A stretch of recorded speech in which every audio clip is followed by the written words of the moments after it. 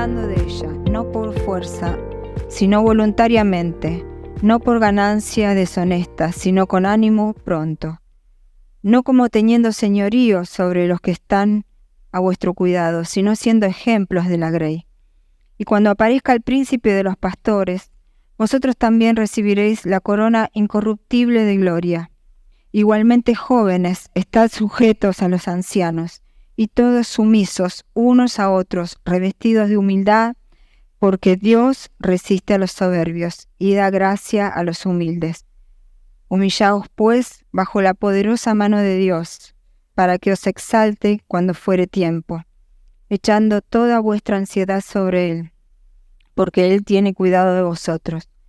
Sed sobrios y velad, porque vuestro adversario el diablo, como león rugiente, anda alrededor, buscando a quien devorar, al cual resistid firmes en la fe, sabiendo que los mismos padecimientos se van cumpliendo en vuestros hermanos en todo el mundo. Mas el Dios de toda gracia, que nos llamó a su gloria eterna en Jesucristo, después que hayáis padecido un poco de tiempo, Él mismo os perfeccione, afirme, fortalezca y establezca. A Él sea la gloria y el imperio por los siglos de los siglos. Amén. Bueno, cuando leí esta palabra empecé a trabajar y bueno, lo primero que me hice fue una pregunta. ¿Quién le escribe Pedro esta carta? Fue escrita a los expatriados de la dispersión en el Ponto, Galacia, Capadocia, Asia y Bitinia, lo que hoy sería la zona de Turquía. La primera parte de esta versión hace un llamamiento a los ancianos y Pedro se reconoce a él mismo como anciano y testigo de los padecimientos de Cristo, ya que él había estado con Cristo en la crucifixión y en todo lo que fue el tormento de Cristo. Le pide que se cuide a la grey de Dios, a su rebaño, a su manada, o sea, a sus ovejas. Se refiere a los ancianos como a los pastores de sus ovejas. En otras versiones le llama líderes. Que cuiden de las ovejas no por fuerza, o sea, no por obligación ni por ganancia. Esto me hace pensar que no sería quizás por el dinero, sino tal vez quizás por un espacio o por un lugar ganado a través del liderazgo. Pero dice él que no lo hagamos en ese sentido, no obligadamente, y sino por amor a Cristo. Es que en este tiempo los cristianos estaban siendo perseguidos y pasaban por diversas pruebas. Hoy en día podemos traer a nuestra experiencia como iglesia, cuando muchas veces por nuestra fe somos burlados. Muchas veces por nuestra fe somos excluidos. Y a nosotros personalmente nos ha pasado que por ahí no nos invitan a algunos lugares por ser cristianos, o no vienen, quizás a alguien le ha pasado que tampoco vienen a su cumpleaños porque son cristianos, porque no hay música, porque no hay baile. Y bueno, es a veces lo que nos toca, ¿no? Nosotros también a veces tenemos que entender que ya estamos apartados de todas esas cosas y que quizás si eso permite Dios que así sea, es lo mejor para nosotros. Dice el versículo 3, no como teniendo señorío sobre los que están a vuestro cuidado, sino siendo ejemplos de la grey, porque por sus frutos los conoceréis. Nosotros unos a otros tenemos que ser ejemplo para el otro, para nuestros compañeros, para las personas que recién llegan, para nuestros hermanos, para nuestra familia, en los lugares donde trabajamos. Tenemos que ser, no sé si la palabra sería ejemplo, pero tenemos que llevar una forma distinta de comportarnos, diferente a lo que es el mundo. Y dice Pedro, y cuando aparezca el príncipe de los pastores, vosotros recibiréis una corona incorruptible de gloria. Pedro habla de Jesús como un príncipe de los pastores. Yo lo siento así como si lo hubiera dicho con dulzura, ¿no? Me suena como una dulzura. Jesús también en alguna oportunidad fue llamado príncipe del ejército de Jehová. O sea, tiene un nombre con más fuerza. Pero acá en esta oportunidad Pedro se refiere a Jesús como el príncipe de los pastores. Es el príncipe de los pastores de sus ovejas. O sea que nosotros lo vemos así, como con esa grandeza. Igualmente los jóvenes, sujétense a los pastores o a sus líderes, todos revestidos de humildad, dice. O sea, Pedro no se olvidó de nadie. Pedro no se olvidó de los ancianos, no se olvidó de las ovejas y no se olvidó de los jóvenes. Así que jóvenes, para ustedes también hay. Justamente Pedro usa palabras como humillarse y someterse. Pedro fue llamado la piedra por Jesús. Parece que a Jesús le gustaba ponerle nombres a sus discípulos. A Pedro le llamó la piedra, a Juan lo llamó el hijo del trueno. ¿Alguno pensó cómo lo llamaría Jesús? Yo me pregunté. Cuando leí esto dije, ¿cómo me llamará Jesús a mí? Ay Dios, la desafinada, no sé. Ay, no sé. No sé. Espero que tenga un buen concepto. Perla preciosa, es verdad, a nosotras nos dice perlas preciosas. Yo cuando leí esto pensé que no tengo ni idea cómo Jesús me llamaría, pero está bueno. Bueno, Pedro fue llamado Cefas, la piedra. Pedro, el que le cortó la oreja al centurión. Pedro, el que caminó sobre las aguas para luego caer. Pedro, que quiso reconvenir a Jesús, tratar de convencer a Jesús que no se sometiera al sacrificio de la cruz. Él mismo sabía en carne propia, ya que Jesús le dice, apártate de mí, Satanás. Él que dice, Dios resiste a los soberbios. Él sintió en carne propia, cuando él tuvo esa soberbia de decirle, Jesús, no te conviene morir en la cruz. Él lo aparta a Jesús, lo lleva con él y le dice, Jesús, no te conviene. Y Jesús le dice, apártate de mí, Satanás. En el versículo siguiente, él habla con los discípulos, diciéndole en Mateo 16:24, si alguno quiere venir en pos de mí, niéguese a sí mismo y tome su cruz y sígame. Pedro también estaba ahí. Terminaba recién de decirle, Jesús, no te conviene. Jesús le cierra la boca al enemigo. Se da vuelta y habla con sus discípulos y le dice, tomen su cruz, niéguense a sí mismos y vengan en pos de mí. Yo me imagino que Pedro se habrá quedado más que con helado. Por eso él sabía que él había tenido esa soberbia. La soberbia de creer que sus planes eran mejores que los de Dios. Es un trabajo constante descansar en Jesús, porque nuestra naturaleza siempre quiere hacerlo con nuestras fuerzas. En el versículo 7 dice, echando toda vuestra ansiedad sobre Él, porque Él tiene cuidado de nosotros. ¿Hay algún ansioso acá? ¿Alguien que quiere las cosas para ayer? ¿Alguien que piensa que todo se va a dar? Yo también. ¿Que algo se va a dar de un día para el otro? Yo tuve que aprender a tener paciencia y a esperar en Jesús. Jesús dijo en Mateo 6:33, mas buscad primeramente el reino de Dios y su justicia, y todas las cosas serán añadidas. Sobre toda ansiedad busquemos a Dios. Sobre toda cosa que busquemos primero el reino de Dios y después las añadiduras. Porque si buscamos a Jesús tenemos un resultado efectivo y justo. Sin embargo, si buscamos tener todo lo que es la añadidura de Dios, podemos llegar a perder el enfoque en Jesús, que es el lugar donde debemos poner nuestros ojos. Estemos atentos. El enemigo usa cualquier situación para plantar una duda.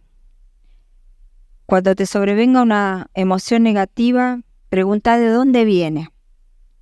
Una vez que la reconozcas y la detectes, podrás tener la estrategia para resistir, sabiendo que la fe nos será de sostén y fuerza para derribar las fortalezas mentales, los pensamientos erróneos y los argumentos, como dice en 2 Corintios, derribando argumentos y toda altivez que se levanta contra el conocimiento de Dios, llevando cautivo todo pensamiento a la obediencia de Cristo.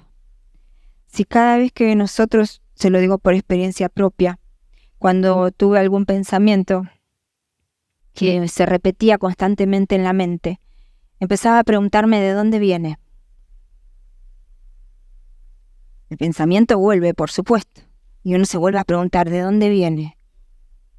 ¿De dónde viene? Hasta que te das cuenta que no es de Dios.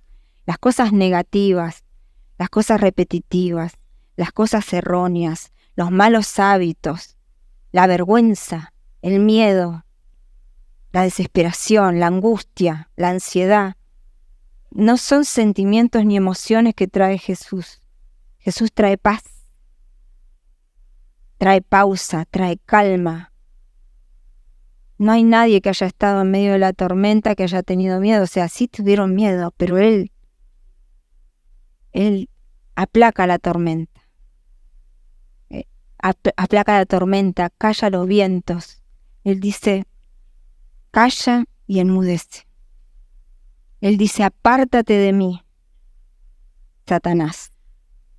Él no deja que avancen los pensamientos. Busquemos primero de dónde viene ese pensamiento. Y una vez que lo tenemos identificado, podemos llevarlo cautivos a la cruz del Calvario. Me gusta, lo voy a volver a leer, 2 Corintios 10:5, derribando argumentos y toda altivez que se levanta contra el conocimiento de Dios, llevando cautivo todo pensamiento a la obediencia de Cristo. Acá cuando se habla de altivez es la soberbia precisamente. La soberbia, como decía de Pedro, de creer que sus planes eran mejores que los que Dios tenía para Jesús y las que Dios tenía para nosotros, porque detrás de la muerte de Cristo estaba nuestra salvación.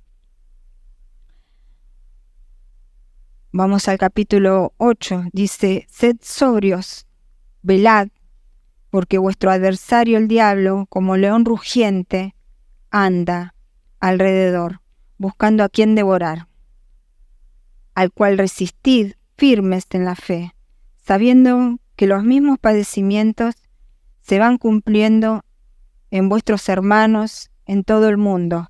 Nosotros sabemos que acá, en esta casa, podemos reunirnos las veces que queremos. Tenemos a disposición las reuniones de jóvenes, de niños, de mujeres, tenemos la reunión de oración, las reuniones de los domingos, tenemos todo a nuestra disposición, podemos alabarle, adorarle y estar acá todos juntos para buscar de su presencia. Sin embargo, hay algunos lugares donde esto no sucede, donde son perseguidos. Esta carta que escribe Pedro en esta oportunidad fue a los perseguidos, a los que estaban dispersados, dice la palabra. Entonces, esto nos hace pensar que la forma de resistir al enemigo, dice, es sed sobrios y velad. En esto de sed sobrios y velad se va incluida la oración, que debe ser constante, porque nosotros es el apoyo que tenemos para salir de todas esas situaciones donde nos sentimos agobiados, donde nos sentimos presionados, donde nos sentimos que quizás nosotros no tenemos muchas cosas, a veces en qué sostenernos. Y sin embargo la oración y la palabra de Dios son dos cosas fundamentales que tienen que estar de constante en nuestra vida. ¿Cuáles son los propósitos de las pruebas? Recibir la gracia de Dios, cumplir el llamado de Dios, perfeccionarnos en la fe, fortalecer nuestro espíritu, cambiar la mentalidad de derrota, establecer su reino en nuestras vidas. Hace un rato lo cantábamos, ¿no? Que Él es el Rey de nuestras vidas, que es en Él en que tenemos que depositar nuestra fe, nuestras angustias, nuestras ansiedades y todas las cosas que no vienen de Cristo, ¿no? Que vienen del mundo precisamente, porque hay cosas que nos ponen un límite de tiempo, nos ponen un cierto estatus social, una cierta forma de movernos o de hablar o modas quizás, y no podemos cumplir con todo lo que el mundo quiere o requiere de nosotros, no siempre. A veces sí podemos estar en alguna parte, pero no en todo, lo que la sociedad quiere o pretende de nosotros. Aparte, nosotros estamos con una situación diferente donde tenemos que darle a Dios el primer lugar y no a las cosas. Establecer su reino en nuestras vidas. Él es Rey de nuestras vidas. Declaremos en fe que nada hay fuera de Cristo, que somos su propiedad, que somos hechura suya para su gloria. Y el último versículo dice, a Él sea la gloria y el imperio por los siglos de los siglos. Amén. Pedro tenía un carácter áspero, rústico, impetuoso, iracundo. Y a través de los años, este no es el mismo Pedro que escribió esta carta, no es el mismo Pedro del principio, no es el mismo Pedro que le cortó la oreja al centurión. Sencillamente había cambiado. Hablaba de humildad, de sumisión, de servicio. Hablaba del amor entre los hermanos. Cambió Pedro. Y es lo mismo que Jesús hace en nuestras vidas. ¿Quién puede decir que ya no soy el mismo desde que Él vino a mi vida? Yo puedo decir que yo no soy la misma. Él cambió muchas cosas en mí y todavía lo que tiene para cambiar. Yo también era una piedra áspera. Yo también era una piedra rústica. Y Dios está puliendo en mí un montón de cosas y transformando y cambiando. No llegaré a ser todo lo que Él quiere que sea. Quizás tengo muchas más cosas para cambiar. Pero estoy en el proceso. Estoy caminando. Y necesito cada día más de Él. Cada día necesito aprender cómo es vivir con Cristo. Cada vez que pienso todas las cosas que ya no hago, las que ya no soy, lo que ya no disfruto como antes. Antes era otro tipo de música, otro tipo de compañía, otro tipo de lugares. Hoy ya no. Pero sinceramente me gozo en ese cambio, porque, como decía Pedro, voy hacia la meta. Pablo, voy hacia la meta. Y todavía me falta mucho, mucho, mucho por caminar. No sé si, no soy la joven de la carta de Pedro. No sé si voy a llegar a ser la anciana, pero sé que estoy en el camino y le doy gracias a Dios por todas esas cosas. Yo ya puedo decir que yo no soy la misma desde que Él está en mi vida. Todo lo que Él transformó, yo creo que ninguno de nosotros es igual que cuando Jesús llegó a su vida. Algunos los conocimos antes, otros después, pero creo que la transformación a través de los años la muestra en esta carta a Pedro. Cuánta diferencia entre los primeros tiempos de soberbia y el humilde Pedro de la última carta cuando él ya era anciano.